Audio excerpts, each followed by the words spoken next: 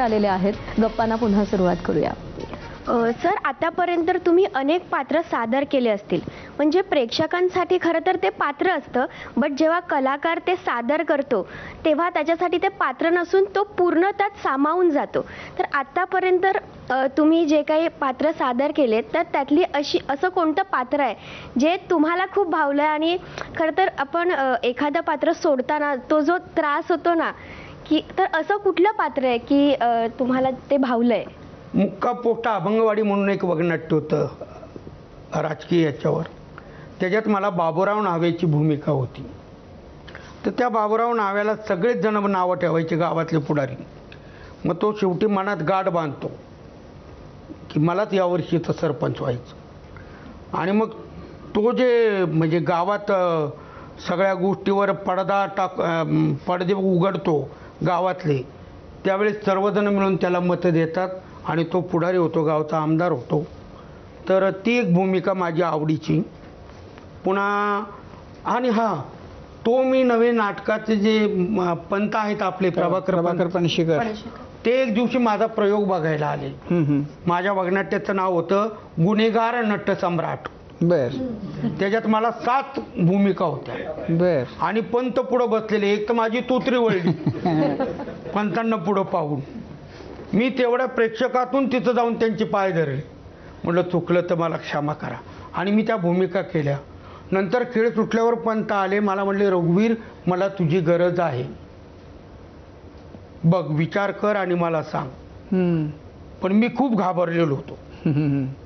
कारण पंतांचं म्हणजे एक त्यांचं साम्राज्यच असं होतं. तुम्ही नवेच बघितलं होतं? हो, फार वेळा. अच्छा. त्यांचा पंतांचा कार्यक्रम आधी दुपारचा आणि रात्रीचा आमचा तमाशाचा शो. ते थांबायचे तमाशा पाहायला.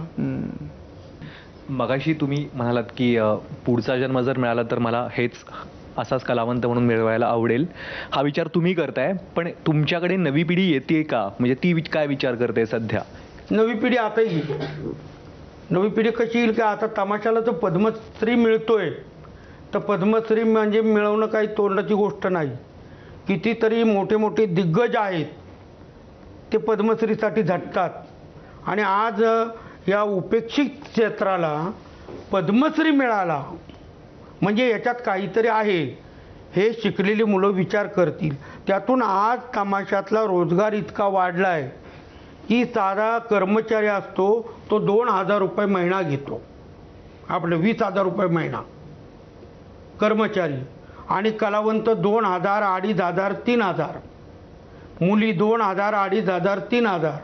मॅनेजर 5,000. असा रोज. म्हणजे एवढा रोजगार आहे. तर त्यांनी बेकार फिरण्यापेक्षा तमाशात भाग घ्यावा.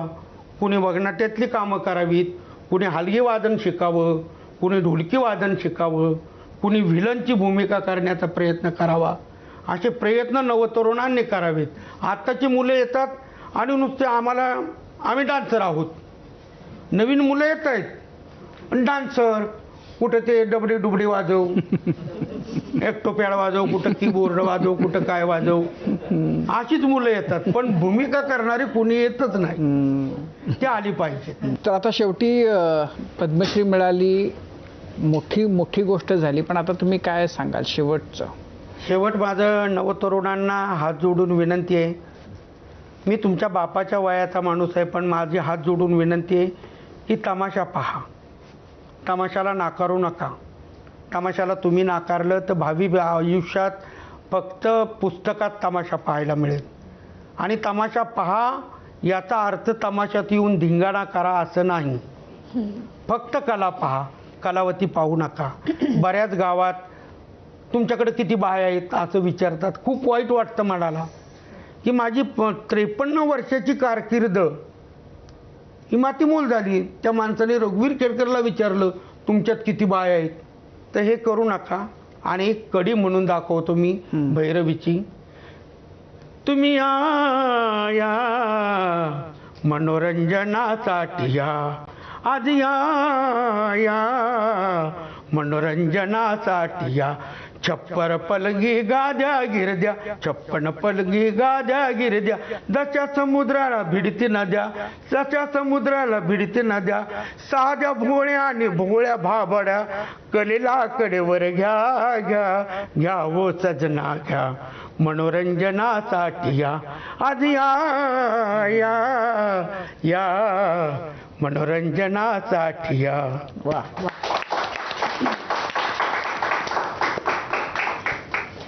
लोककलेचा वारसा पुढे न्यायचा असेल तर काळीज वाघाचं असावं लागतं आणि ते तुमच्याकडे आहे. हृदयाचा पहिला ठोका पडला तेव्हापासून लावणीचा ठेका रक्तात भिनलेला आहे. तोच तुम्ही पुढे घेऊन आलात आणि तोच तुम्हाला पुढे पद्मश्रीपर्यंत घेऊन गेला. बाळंतीण होऊनही 5व्या मिनिटाला मंचावर येऊन नाचणाऱ्या विठाबाई नारायणगावकर असतील किंवा बायको गेल्याचं कळल्यानंतर सुद्धा प्रेक्षकांचा हिरमोड नको म्हणून त्यांच्यासमोर सादरीकरण करणारे तुम्ही असाल. तुम्ही सगळे तमाशा पंढरीतले वारकरी नाही तर दधीची आहात आणि तुमच्या कार्याला खरंच आमच्या सगळ्यांचा सलाम. पुण्याई मोठी आहे तुमची. तमाशा